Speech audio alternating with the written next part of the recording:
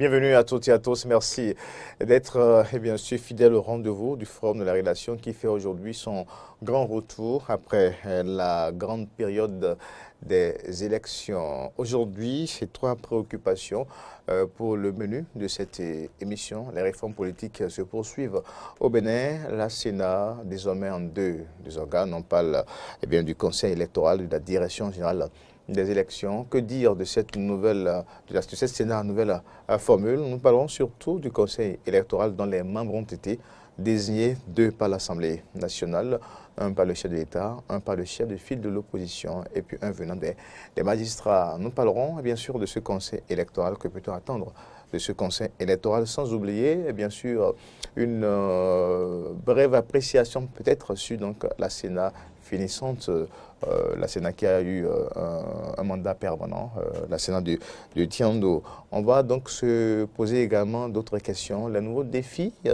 pour Pascal Esso, nouveau médiateur de la République qui va remplacer très prochainement Joseph Niononfon, donc qui a fini son mandat ou sa mission à la tête de cette institution.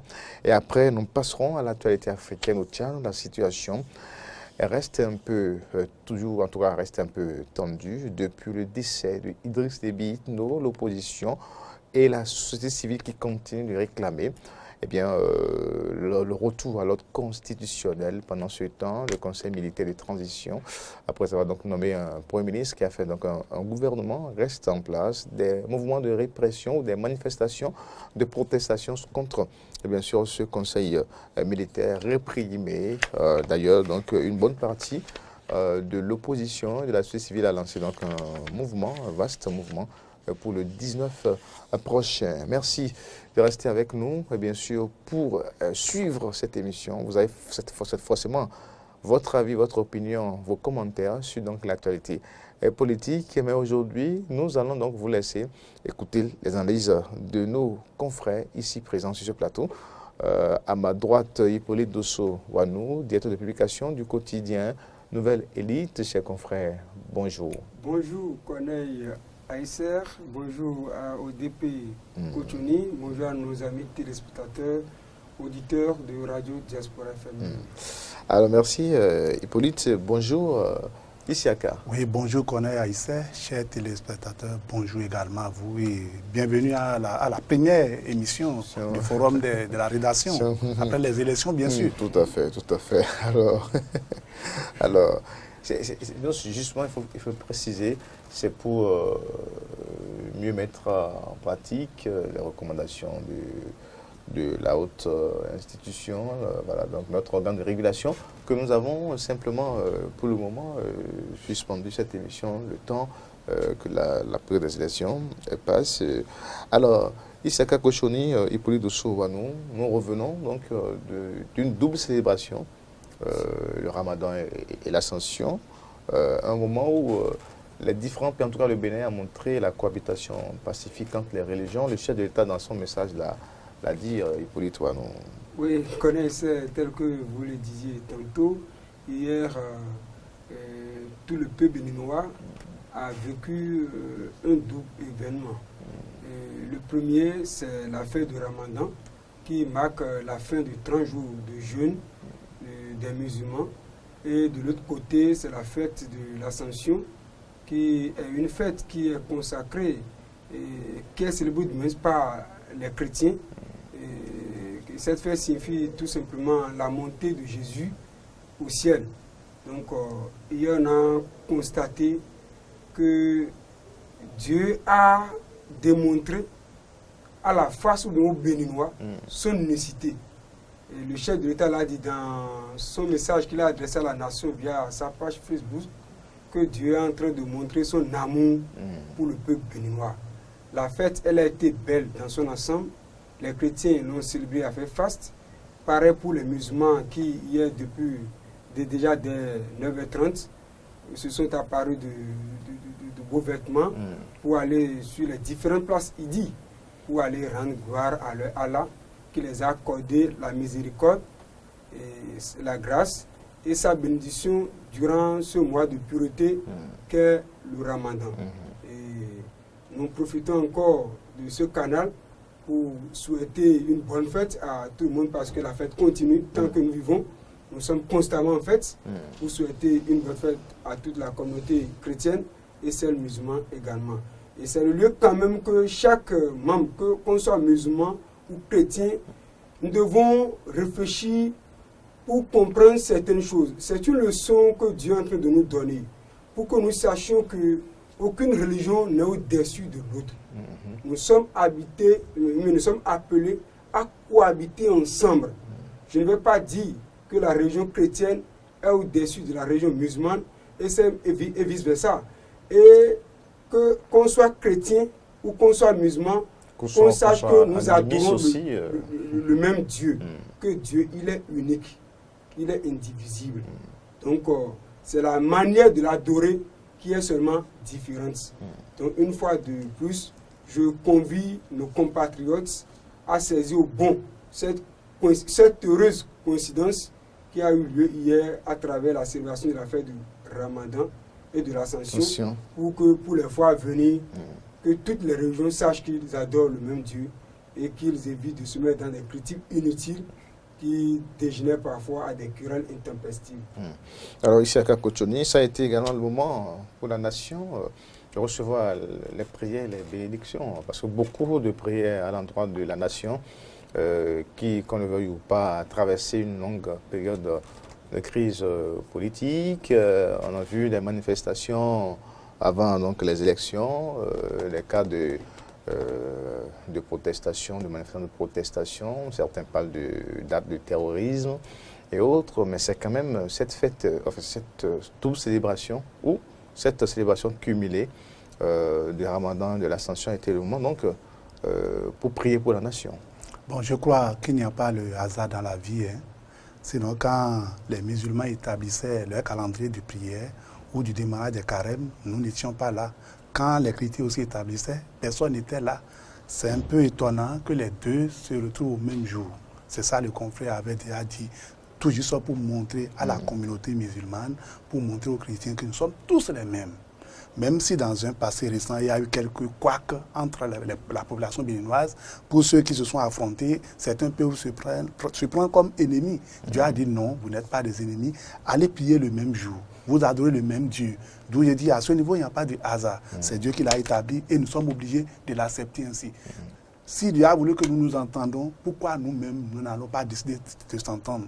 Je pense que nous sommes au Bénin, pour les événements, il y a quelques mois, ou bien un mois, ou bien 2 mois, ce n'était pas les musulmans seuls, c'était les musulmans et les chrétiens. Et on finit les élections dans certaines régions où les gens ne s'entendent pas. Ça fait dans l'autre 5 ans avant de s'entendre. Dieu a dit non, il faut qu'ils puissent unir ces populations, il faut qu'ils puissent les mettre ensemble. Et c'est ça qui s'est passé devant nous. Et vous devez savoir également que la religion chrétienne comme la religion musulmane sont en train d'aller presque dans le même sens. Je vous donne l'exemple du Nigeria, où les chrétiens étaient allés donner de nourriture aux musulmans. Ça s'est passé aussi, c'est au Vatican, non? Où ils ont laissé même des églises. En Allemagne. Oui, en Allemagne, voilà. En Allemagne, ils ont laissé des églises aux musulmans pour aller prier. Et ils ont prié. Et c'est pour montrer que nous sommes tous les mêmes et on doit évoluer dans le même sens. Oublions les querelles et on va évoluer dans notre pays. Alors, c'était juste une parenthèse. Nous aurions pleuré l'Éternel des armées qu'il fasse un jour que 3 différentes fêtes se coïncident pour que la fête de Vaudou chez nous se coïncide avec une fête chrétienne et c'est musulman. Ah oui, ça signifie beaucoup de choses. Oui. Et puis c'est le moment de prier aussi pour que, je ne dirais pas je ne parlerai pas des ennemis de la République, mais on sent quand même que entre les anciens chefs d'État, que le courant n'est plus forcément un courant cordial entre certains acteurs politiques, qu'au-delà de tout ce qu'on dit, il y a comme des rancunes ou c'est pas trop. Donc on prie pour que ces acteurs-là. Oui, vous l'avez dit tout à l'heure. Hier, à la fin de la prière, les différents leaders religieux, c'est-à-dire que ce sont les imams, les pasteurs, les prêtres, les prophètes et consorts, ont adressé des messages de paix à l'endroit de ces grands acteurs, de ces leaders charismatiques qui ont eu la chance de diriger notre pays ou qui a encore au pouvoir aujourd'hui de s'asseoir, de dialoguer. Et on les a conviés seulement à la paix. La paix. Donc que ce soit, quelle que soit la région chrétienne, musulmane ou d'autres, les réseaux endogènes, chacun dans son camp prône pour la paix. Mais pourquoi pas cette paix ne doit pas être quand même, on dit cette leçon, ou ce conseil qu'il donne, ou ce message qu'il donne, ne doit pas être saisi par les différents citoyens. Le Bénin, c'est un pays laïque. Chacun a une croyance. D'aucuns sont musulmans, d'autres chrétiens. Certaines personnes adorent les religions endogènes de chez nous, sont des adeptes des religions endogènes de chez nous. Il est bon que chaque Béninois puisse, dans son comportement, faire transparaître des comportements, c'est-à-dire la paix, être un vecteur de paix. Tout acte que nous allons poser, tout propos que nous allons prononcer là, qu'on sente véritablement que le Béninois est prêt maintenant à s'asseoir à la même table pour manger ensemble, pour parler ensemble et qu'on évite de se lancer. Qu'on évite de se lancer les attaques. Parce que vous sentez entre l'opposition radicale, bon là maintenant je dis les choses comme il faut.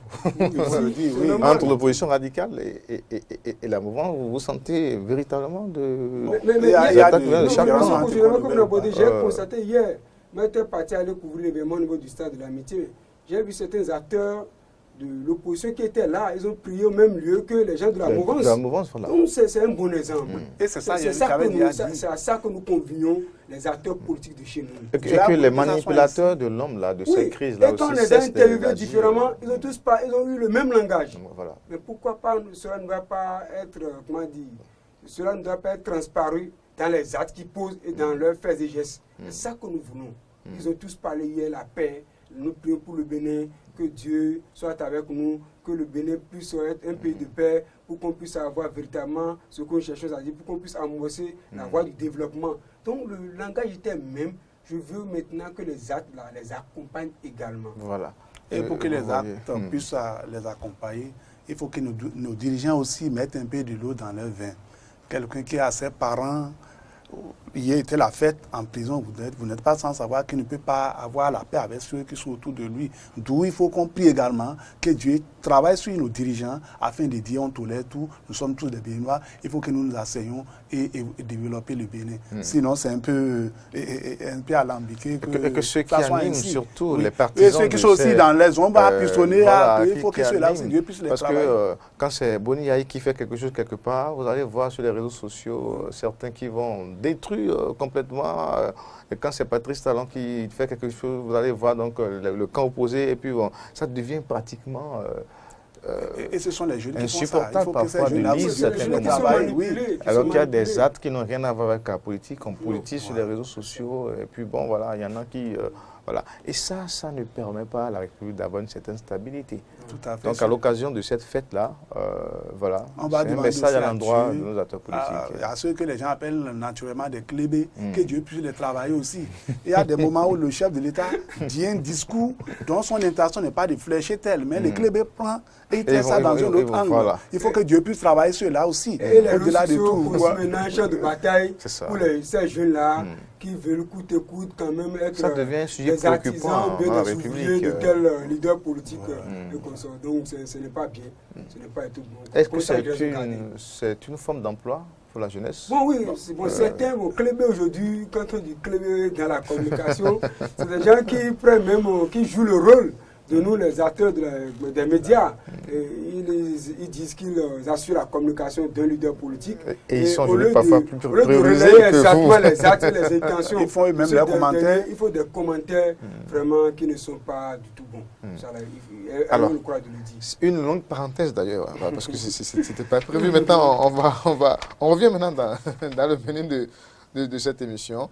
Alors, le Conseil électoral, donc la Sénat en fin de mandat, je crois que dans quelques semaines, en juillet précisément, voilà, la Sénat actuelle va boucler, et puis le Conseil électoral qui donc va s'installer. On parle du Conseil électoral, on parle de la direction générale des élections. Pour le moment, en parlant du Conseil électoral dont les membres sont connus d'abord, ces réformes.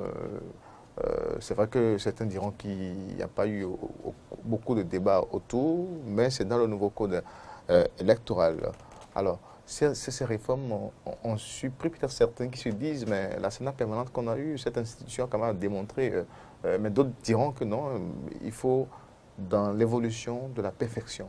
Est-ce que c'est à la recherche de la perfection qui justifie Hippolyte Bon, a priori, je dirais oui. Parce que quand on prend une institution, elle est animée par des hommes.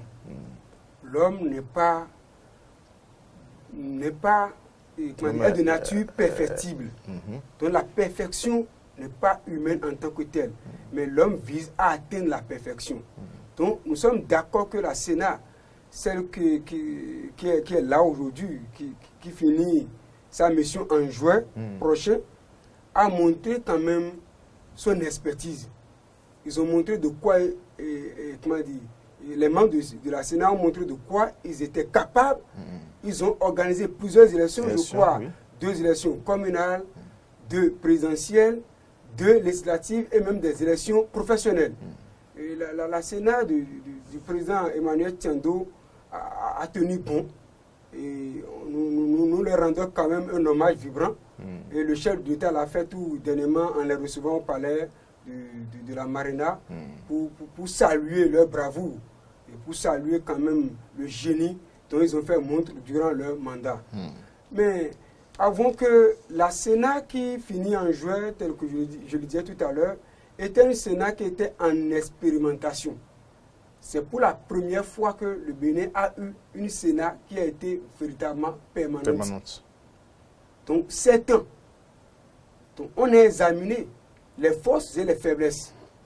Quand Talon venait, il a dit dans le programme d'action du candidat Patrice Talon en 2016, il parlait des réformes politiques. Et ce qu'il a prévu, ces réformes-là, avait quand même prévu des choses au niveau de la Sénat pour actualiser l'architecture, l'organisation de la Sénat. Et effectivement, dans sa volonté manifeste de respecter l'engagement qu'il a pris vis-à-vis du peuple en 2016, il a entamé des réformes. Ces réformes ont connu des couailles, ont connu des soulèvements, mais il a tenu à dire, il est resté campé du moins dans sa direction de coûte et coûte réformer, de revoir certaines choses. Je pense que ces réformes-là ont concouru aujourd'hui à ce que nous n'ayons plus une Sénat telle qu'elle est aujourd'hui, mais qui sera désormais subdivisée en 2 différents organes, à savoir le Conseil électoral et le Conseil et la Direction générale des élections. Revenant à votre question, vous avez dit de parler un peu du Conseil électoral. Le Conseil électoral est constitué de 5 différents membres. Et chaque membre est envoyé par un corps constitué politiquement de la République. Si je puis m'exprimer ici. On a un représentant du président de la République. Nous avons un représentant de la majorité parlementaire. Quand on parle de la majorité parlementaire au Bénin, on parle de l'Union progressiste. Nous avons un représentant de la minorité parlementaire représenté par le bloc républicain. Nous avons un représentant des magistrats. Ça peut être un magistrat en fonction ou un magistrat désigné en une assemblée générale des magistrats, tel que cela a été fait la semaine dernière. Et puis, le dernier représentant, c'est le représentant du chef de file de l'opposition. Aujourd'hui, le chef de file de l'opposition, c'est le secrétaire exécutif national des forces Cori pour Bénin émergent CBE, son excellence Paul Roupé. Donc, et toutes ces personnes, mais tous ces organes ont déjà envoyé leurs représentants. Donc, à l'heure où nous parlons, tous les membres du conseil électoral sont désignés. Si vous permettez, on peut donner quelques noms pour permettre aux... Bien sûr, alors, puisque c'est connu... Le président Patrice Talon, il a envoyé monsieur, il a désigné du moins, Kofi Adolphe Djima. Oui. Et Saka Lafia est le représentant de l'Union progressiste, donc de la majorité parlementaire. Monsieur Boukari Adam Soulé est le représentant du bloc républicain, donc de la majorité parlementaire. Monsieur Assoba Nicolas Luc Aurélien est envoyé par les magistrats. Et Sani Gounou est le représentant du chef de file de l'opposition. Donc, quelques jours maintenant, ils vont s'asseoir pour désigner en leur sein le bureau qui va diriger le conseil, donc notamment le président. Donc, à part ça, selon les réformes, il y aura maintenant la direction générale des élections. La direction générale des élections sera maintenant l'organe opérationnel qui va accompagner le Conseil électoral, c'est comme les cas techniques qui sont au niveau de l'actuel Sénat qui accompagnent les commissaires. Donc, et ces cadres-là ne seront pas désignés tels que les membres du Conseil électoral ont été désignés, mais plutôt ils seront retenus par un appel à candidature. Oui, un appel à candidature. Un appel à candidature. Donc, qui sera lancé par le Conseil électoral. Donc, je pense quand même que avoir de près cette réforme, ça mène de la nous ne pourrions pas a priori ne pas l'aimer, ni commencer par critiquer pour jeter de la pierre à ce qui a été fait. Si la Sénat de Tiando a eu à démontrer tout son expertise, tout son génie et toute sa satisfaction au peuple béninois, et qu'on a vu encore qu'il faut reformer encore, je pense que c'est toujours la perfection que nos dirigeants visent. Donc nous souhaiterions quand même que les différents organes qui seront installés en juin, quand même emboîtent les pas de leurs prédécesseurs en organisant véritablement, en jouant véritablement les rôles qui seront désormais les leurs dans l'intérêt suprême de la République. Alors, vous avez noté donc une satisfaction pour la Sénat qui est en train de boucler son mandat, la Sénat de Tiando, mais une satisfaction un peu salée. Salée par l'époque d'antan. On en parlait de fautes mineures dans ce pays, de fautes majeures. Mon confrère Ippolita a presque tout dit déjà. L'organigramme. C'est juste un pour... Il a tout dit déjà. Il faut tirer un chapeau à la Sénat antérieure, la Sénat de Tiando, parce que ce n'est pas facile d'organiser 6 ou 7 élections en dehors des élections professionnelles. C'est la Sénat de Tiando qui a amené l'actuel, qui est là actuellement au pouvoir. C'est la Sénat de Tiando, les députés, tout ça. Donc il faut lui tirer un grand chapeau. Et je ne suis pas sûr qu'il y a de quoi que dans sa gestion, en dehors de quelques... fautes mineures qui avaient bousillé un peu les choses. Je pense qu'il a joué un rôle. On ne refuse pas, oui. Non, je n'ai pas dit que ça ne doit pas arriver. J'ai dit en dehors de ça, dont l'opposition aussi a pris comme des arguments. Il faut quand même saluer aussi, saluer vraiment l'effort des membres de la Sénat qui, pendant la période de la longue crise, n'ont pas du tout, ils n'ont pas en fait considéré les déferlements d'opinion, ils n'ont pas considéré la position, la fermeté d'un camp, de l'autre camp, les dénonciations de gauche à droite, mais ils sont restés fermes sur les tests. Non, la sur Sénat, les tests, oui. La Sénat n'a pas vocation... Ils n'ont pas été influencés, donc pas tous en crise. Mais la Sénat est restée... partisane. Être partisane. La Sénat a comme outil de travail les tests mis à sa disposition. Et connaissant Emmanuel Tiando et tous les autres commissaires qui sont membres de la Sénat, mais qui l'entourent, c'est des gens qui ont quand même une certaine expérience, une certaine maturité. C'est des cadres avérés de la République. On ne devient pas commissaire ou même membre de la Sénat qui veut, mais qui peut. Même si ils sont envoyés avec des considérations politiques. Donc, c'est pour vous dire que Tiando, quand même, n'a pas su, être embêté par la tempête qui a eu lieu au sein de la classe politique. Parce qu'à un moment donné, il fallait donner des interprétations au code électoral. La Sénat a dû trancher et rester ferme sur sa position. La Sénat a dit... Quand les tests sont votés, les gens les critiquent. Ça a fait de 10%, rappelez-vous, ça a fait de 10%. Mais la Sénat n'a que comme outil, mais comme boussole, les lois électorales pour tirer. Donc, n'en déplaise à qui dira que la Sénat est partisane ou pas. C'est un régime qui est là. Et ce régime a eu cette grande chance d'avoir une Assemblée nationale qui est entièrement à sa disposition. Donc, où les lois sont élaborées, où certains estiment. Ça a été une chance? Oui, c'est une chance, une grande chance. C'est ça qui crée le problème aujourd'hui. Sinon, M. Koutié, laissez-moi aller au bout de l'extension, où certains estiment que c'est des lois scélérates qui sont votées pour favoriser un camp. Mais quoi qu'on dise, nous sommes en démocratie. Au nom quand même des principes démocratiques, même si cette Assemblée souffre d'une certaine légitimité, il faut reconnaître quand même que c'est un organe qui est là, un État, un organe républicain qui est là, une institution institution, républicaine voilà, qui est là. Nous devons lui faire Donc, les décisions allégeance, sont à nous respecter. devons lui faire confiance et nous devions quand même accepter au nom de la paix tous les textes de loi qui sont votés.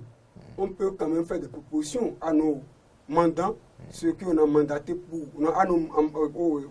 aux députés. Oui, nous ne ceux là que nous avons nous ne sommes pas là pour faire le bilan c'est pour vous dire Donc, que qui finissent, voilà. c'est pour vous dire que l'équipe de Tiendo a fait ce qu'elle doit faire, A tenu ou ce bon qu'elle peut simplement. faire. Elle a fini. Nous disons tout simplement mission accomplie à cette Sénat. Bon, contrairement à ce qu'il est en train de dire, nous ne sommes pas là pour faire le bilan de Emmanuel Tiendo. Effectivement, tel que vous l'avez dit tout à l'heure, quand les problèmes se posaient, cette Sénat-là est allée jusqu'au bout. La Sénat faisait comme ils n'entendaient rien, ils évoluaient seulement. Et c'est ça, j'ai dit tout à l'heure. En appliquant les tests, En appliquant les tests comme ça, c'est normal. Moi, mon inquiétude par rapport à la Sénat qui vient du parti, je n'ai pas pu totalement détecter l'opposition dans cette Sénat. D'où quel que soit le rôle que cette Sénat a joué, l'opposition va toujours trouver que la Sénat n'a rien fait. Je ne sais pas si vous connaissez le camp de l'opposition. Parce que pourquoi les choses... Écoutez, nous ne sommes pas encore au niveau de la commission. La composition. Oui. Qui sont les membres de l'opposition au niveau de ce Sénat qui vient du parti? Vous en connaissez? Attendez, ce Sénat existait Vous avant l'arrivée. vous pensez que... Écoutez, Ce Sénat a été mis en place avant Ces l'arrivée. Sénats sont envoyés par ceux qui sont membres aujourd'hui de l'opposition. La plupart de ces membres-là, Tiendo était quand même un peu de Boniaï. Tout à fait.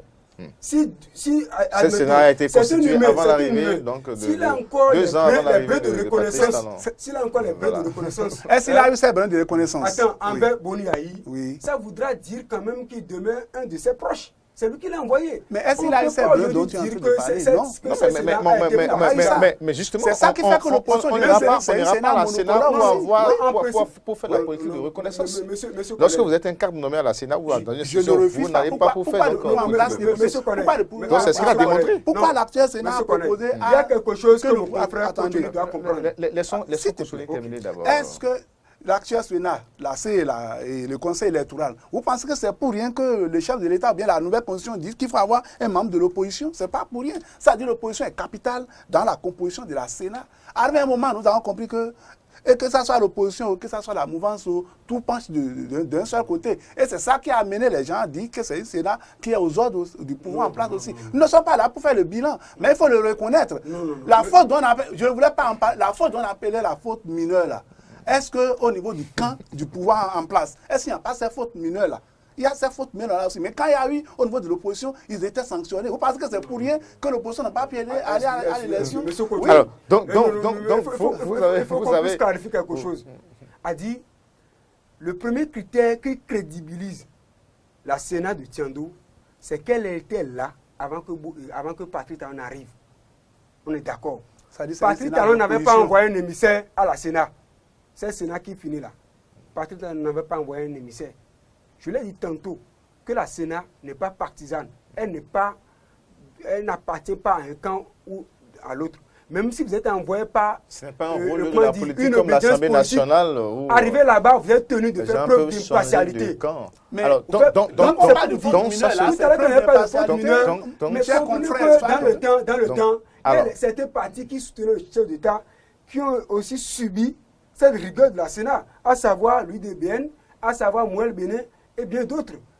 Le PRD, le grand PRD, a subi aussi la rigueur de cet ami qui avait eu lieu. Donc il faut qu'on nous fasse quand même une analyse objective pour ne pas mettre de l'embrouillamini dans la tête des téléspectateurs. Donc c'est pour vous dire tout simplement que, quoi qu'on dise, la Sénat qui est là, elle est animée par des humains. L'homme est par essence un être de sentiment. On ne va pas entrer dans ces considérations philosophiques. Mais il faut entrer dans ces considérations pour que les débats soient clairs également. Mais c'est pour vous dire quand même alors, on va évoluer. La Sénat a pu jouer le rôle qui lui était dévoué.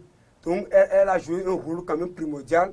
Et nous, on doit les applaudir. Si c'est bon, il faut dire que c'est bon. Si ce n'est pas bon, il faut dire que c'est pas bon. Faute mineure, faute majeure, on ne va pas prendre cette méthode-là pour discréter tout ce que tu dois faire. Alors, c'est vrai que le débat risque d'être un peu long si on va ressortir tous les aspects. Et puisque, rappelez-vous, cette période de faute mineure et de faute majeure, il y a eu quand même l'affaire de certificat de conformité qui n'était peut-être pratiquement pas dans les textes sortis par la Cour constitutionnelle en ce moment-là. Mais la Sénat avait saisi. Mais la Sénat est restée. Non, ils ont saisi la Cour constitutionnelle. La Sénat a respecté. Oui, et la Cour constitutionnelle a tranché. Les décisions de la Cour s'imposent. Je crois que mon conseil police, c'est de quoi il est en train de parler. C'est là où ce qu'il est en train de défendre. Alors, on évolue sur le sujet même. Maintenant, oui, la composition actuelle du Conseil électoral, c'est tout un jeu aussi, politique derrière. Si. Alors, la composition actuelle du Conseil électoral, deux parlementaires, donc soutenant tous les actions du... Enfin, ça ne me revient pas de faire l'analyse. Je vous laisse continuer. Alors, pour la composition actuelle... Pour la composition, qu'on le veuille ou pas, je dirais la même chose. Hein. C'est une Sénat qui envoie d'être aussi monocolo, comme les gens le disent. Pour le moment, nous avons un père qui est là, dont beaucoup disent encore qu'il est du camp et de la mouvance. Mais il est de l'opposition. Vous l'avez constaté déjà. Qu'il est mouvancé, oui, déguisé en opposant. Déjà son premier discours, déguisé en opposant.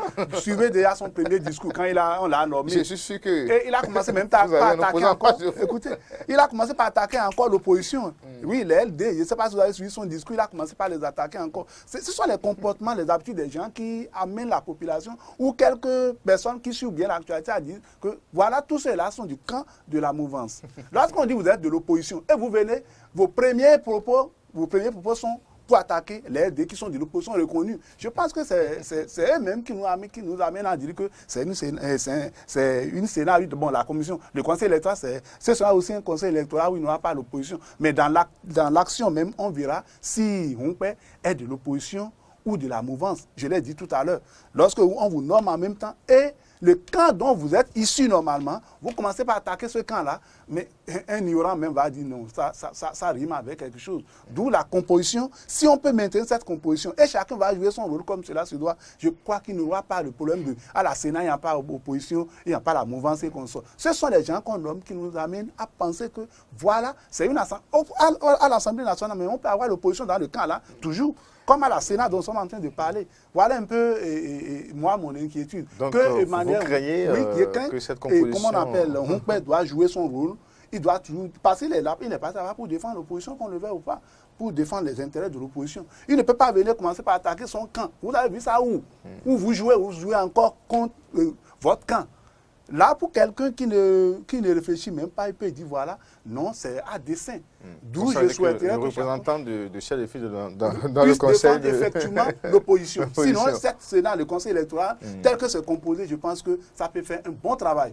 Plus meilleur que la Sénat de Emmanuel Tiando. Si nous tenons compte de la composition, déjà, il y a les magistrats, il y a l'Assemblée nationale, il y a le président de la République, il y a le chef de file de l'opposition. On touche presque tous les corps. Et si chacun doit jouer son rôle, on aura...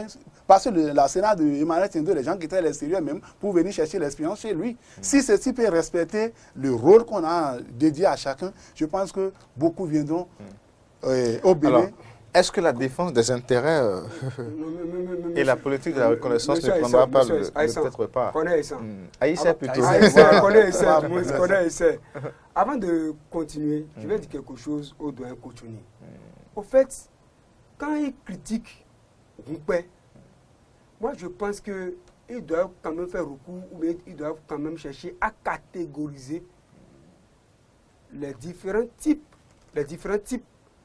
d'opposition qu'on a au Bénin. Nous en avons deux. Il y a l'opposition radicale et celle modérée. Et tous sont de l'opposition. Ils sont de l'opposition. Voilà. Mais chacun prêche pour sa paroisse. On peut être de l'opposition modérée. Si vous prenez tous les acteurs qui animent aujourd'hui l'opposition et qu'on vous fassiez une analyse minutieuse, rigoureuse et bien pointue, on doit décerner quand même des médailles d'or à Humpé, qui a semblé être le plus intelligent parmi eux. Mais Humpé qui est devenu brusquement, excusez-moi, qui connaissait Humpé dans les CBE d'antan? Il était 6e secrétaire ou... Mais qui est devenu subitement. Alors, quelle a été l'Assemblée générale au sein de l'ancienne FCBE qui a l'ancienne alliance qui a désigné? Parce que c'est là tout le flou. C'est une question qui vient à pronommer. C'est une question qui vient à pronommer. Et je vais la répondre. c'est pour vous dire qu'il a constaté des failles. Alors, en politique, c'est des manœuvres. Ce que je vous propose, Hippolyte, ce que je me propose, on peut revenir dans un prochain numéro sur donc, le chef de file de l'opposition. Mais parlons maintenant de sujets en cours.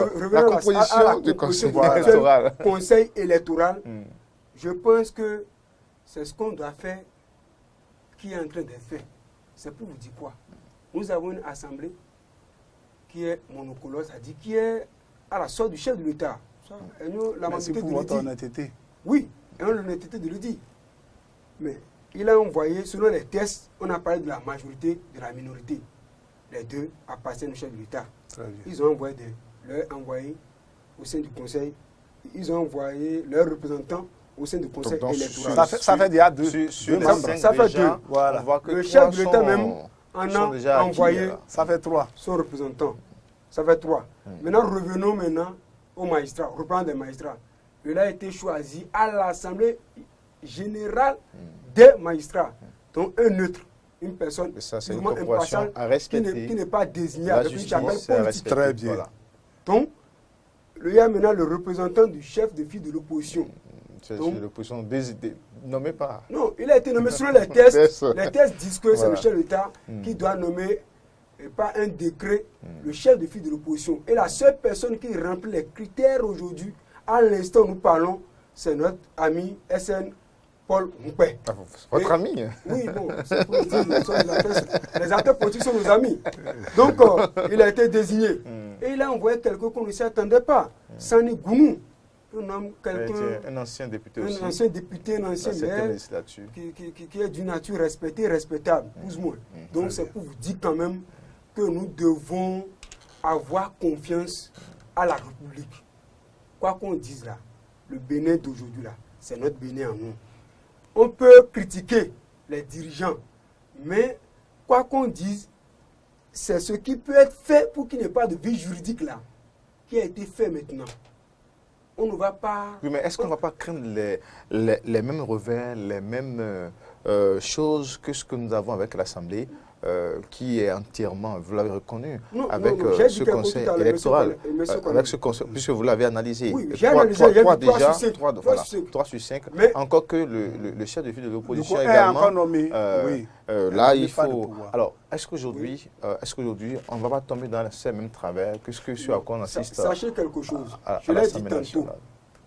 Quand on va au niveau du conseil électoral, mais dans une administration qui est chargée d'organiser des élections, on devient... C'est une question plus technique, vous voulez dire? Apolitique. Ça a tout été comme ça. Mais vous êtes venu là par politique. Tiando a été désigné, a été envoyé par les FCBE. Mais il n'a jamais fait preuve d'un partisan des forces corruptes pour un Bénin émergent jusqu'à terminer son mandat. C'est un exemple parmi tant d'autres. C'est pour vous dire que nous sommes d'accord que le chef de l'État détient la majorité des membres qui ont été désignés.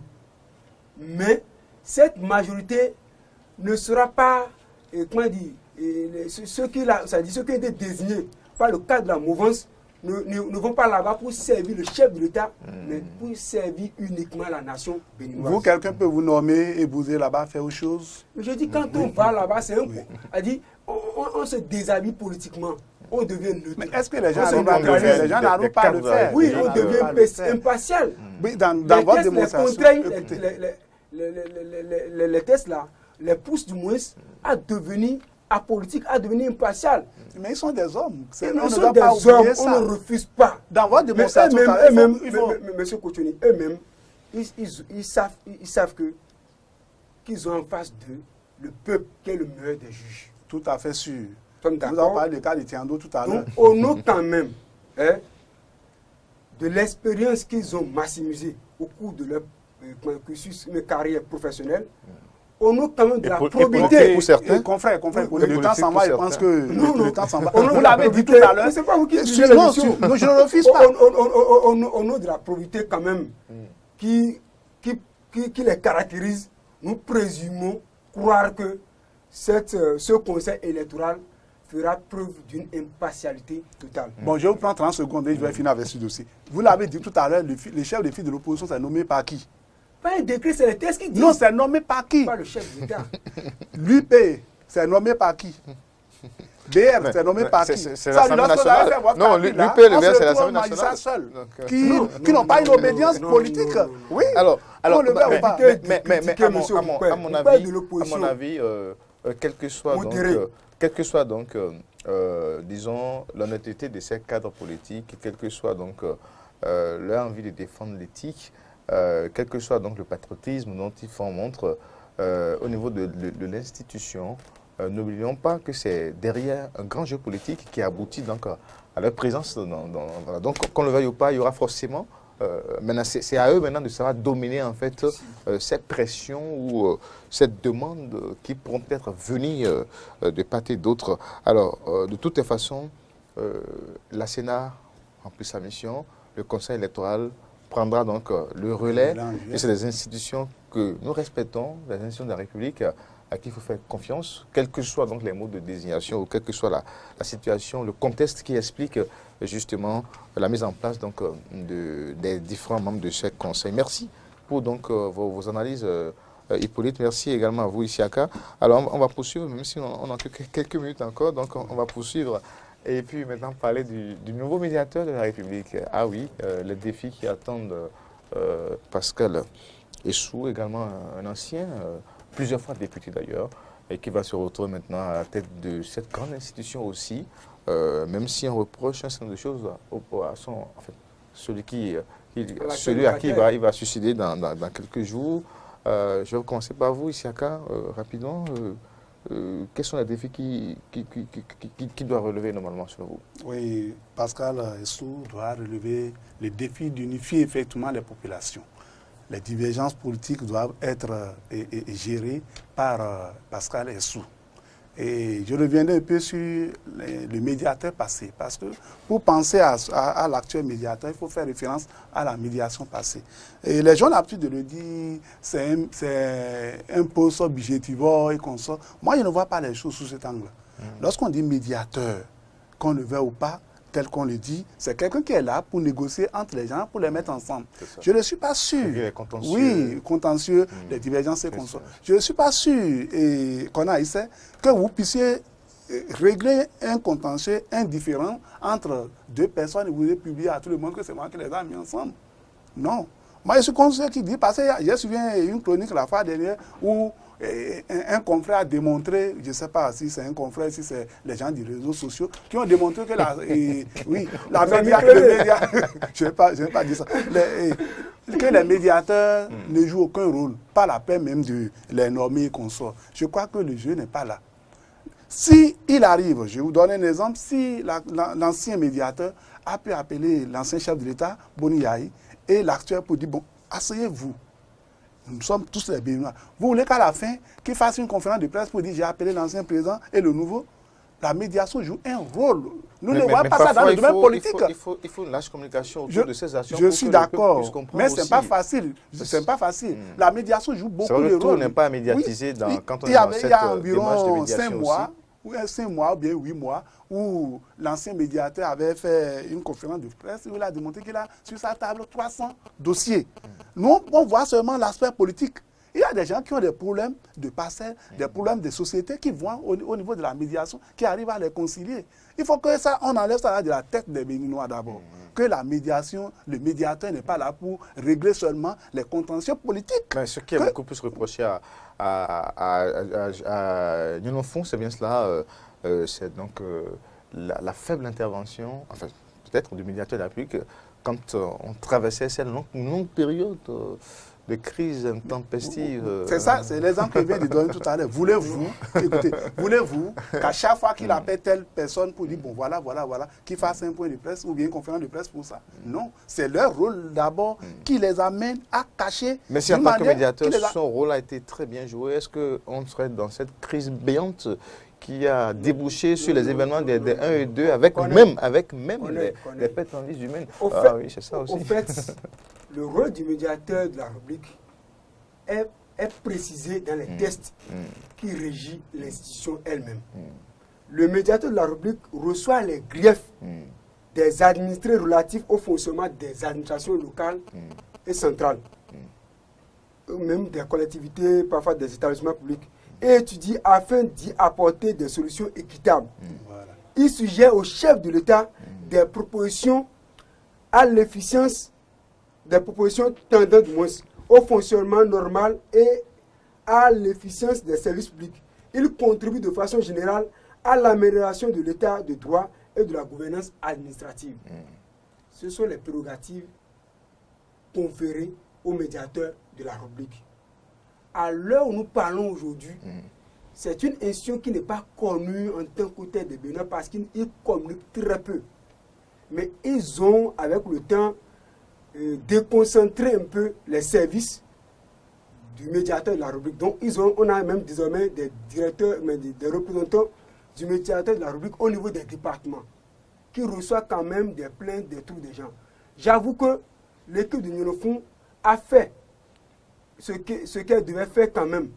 Parce que est-ce que les moyens sont mis en tant que tel à sa disposition? Je dis non. Donc, une mission, les moyens. Donc, les moyens qui sont à sa disposition, Nionofon a fait ce qu'il doit faire. Revenant à l'actuel médiateur qui vient d'être nommé, je crois que c'est l'un des choix les plus judicieux que Patrice Talon a opéré en choisissant un certain honorable Essou Pascal qui a été 2 fois successivement député à l'Assemblée nationale des 2 dernières précédentes législatures. C'est un homme vraiment, un acteur politique qui n'est pas si connu de tous les Béninois parce qu'il agit de façon discrète. Plus sage, c'est un sage. C'est un opérateur économique qui concilie du moins les affaires avec la politique dans une certaine, dans une certaine mesure plus ou moins appréciée. C'est un homme pondéré. Essou ne parle pas beaucoup. Discrétion aussi. Essou ne parle pas beaucoup et c'est quelqu'un qui a magasiné assez d'expérience. Si vous avez eu peut-être la chance de causer un jour avec lui, vous allez constater que c'est quelqu'un qui est vraiment dense, mais qui n'aime pas s'afficher pour démontrer de quoi il est capable. La mission qu'il a tendue, c'est la mission, elle est vraiment noble. Et je pense que lui-même, il y a un organe de presse qu'il a interviewé l'autre fois, il emprunte déjà les mesures et il est quand même prêt pour assurer correctement le job. Mais j'avoue que la première mission que l'honorable Pascal Essou doit mener en tant que médiateur de la République, c'est d'initier, même si cela ne relève pas directement de ses prérogatives, conseille le chef de l'État à un dialogue politique. Les acteurs politiques vont se réasseoir pour qu'on puisse ne plus trop se mettre dans l'affaire. Vous avez fini par reconnaître la nécessité pour le médiateur aussi d'intervenir. Alors donc s'il faut revoir, il faut une relecture des tests pour réactualiser ces tests, voilà. Parce que ça ne sert à rien d'avoir un médiateur de la République et pendant que les acteurs politiques s'entretuent sur le terrain. Je dis pas sur le terrain de bataille, de guerre, non. Dans les idées, ce n'est pas bien. Et il faut aussi chercher à rendre plus opérationnel l'institution. Il ne qu'à chercher à plus communiquer. Parce que quand on dit les administrés, ce n'est pas seulement les intellectuels que nous sommes, c'est toute la population. Ça. Même celui qui n'a jamais pu à l'école pour agriculteur, il est administré d'une collectivité locale. Donc c'est pour vous dire quand même, il ne qu'à essayer de faire des communications pour montrer la pertinence, le bien fondé de l'institutionnalisation du médiateur de la République. Donc pour terminer quand même, je dirais quand même au chef de l'État de fournir les moyens nécessaires à l'exécutif, de fournir les moyens nécessaires au nouveau médiateur de la République. Ça fait aussi un frein. Ça fait un frein. S'ils n'ont pas les moyens, ils ne pourront quand même pas réussir convenablement la mission à elle confiée. Je crois que le confrère Hippolyte vient de le dire. Et il faut qu'on puisse les financer comme cela s'entend, on puisse mettre les moyens à leur disposition. Et surtout, l'aspect dont l'autre n'avait pas tenu compte, c'est la communication. Ce n'est pas la communication comme beaucoup le font. Il y a beaucoup de contentieux que l'ancien médiateur a réglé entre les gens, les sociétés, les maires, consorts, même le choix de certaines choses dont il a pu régler. Mais ce n'est pas affiché. Il faut que désormais, lorsqu'ils font une action, que ça soit plus visible et consort. Et non seulement ça, tel qu'il a dit également, et Pascal Essou, moi je ne l'ai pas trop côtoyé, je l'ai vu plus 2 fois, mais c'est quelqu'un pacifique. C'est quelqu'un qui a l'image, pour ne pas exagérer, de Isidore de Souza. Et d'où j'ai dit, lui, sa nomination à ce poste, lui, il va faire le job. Sinon, comment comprendre qu'un militaire, on puisse le ramener à l'ordre, il soit pacifique comme l'ancien chef de l'État Kérékou. Je pense que Yessou a l'obligation de pouvoir faire asseoir l'ancien chef de l'État et l'actuel pour dire, vous êtes des frères, nous sommes tous des Béninois, les acteurs politiques qui ne s'entendent pas. Il faut que cette médiation, ce médiateur, puisse régler les problèmes entre les partis politiques, quand même, les acteurs qui ne chantent pas, qui ne font pas la même chanson que le pouvoir en place. C'est l'occasion de montrer effectivement sa passivité et il n'est pas aussi un Allemand totalement politique. Je ne suis pas sûr que Pascal Essou va mettre la politique devant pour dire c'est elle qui m'a nommé. Même s'il a mal fait, il faut qu'il ait le courage de dire non. Ici, monsieur le chef de l'État, vous avez mal fait. Parce que certains ont tendance à dire j'ai été nommé par telle personne pour cette raison, même si c'est mal fait. J'aurais la peur de lui dire qu'il a mal fait. Lui, tel que je le connais, je l'ai côtoyé 2 fois, je pense que c'est quelqu'un qui peut dire la vérité au chef de l'État, qu'on le veuille ou pas. Oui, monsieur Aïssé, il y a un autre aspect qu'il faut aborder, c'est que quand l'honorable Pascal Essou a été nommé, on a constaté que ce soit les acteurs de l'opposition mais de la mouvance, les gens ont accepté sa nomination. Et c'est un homme quand même qui fait l'unanimité aujourd'hui. Et c'est une énorme chance pour lui quand même de réussir sa mission. Merci à vous, Hippolyte Dosso Ouanou, DP, quotidien, Nouvelle Élite. Et puis en face de vous, ici à Kakoshoni, la cime de l'info. C'était le débat politique et bien sûr débat fait donc par les journalistes. Merci de l'avoir suivi. On se retrouve vendredi prochain. Au revoir.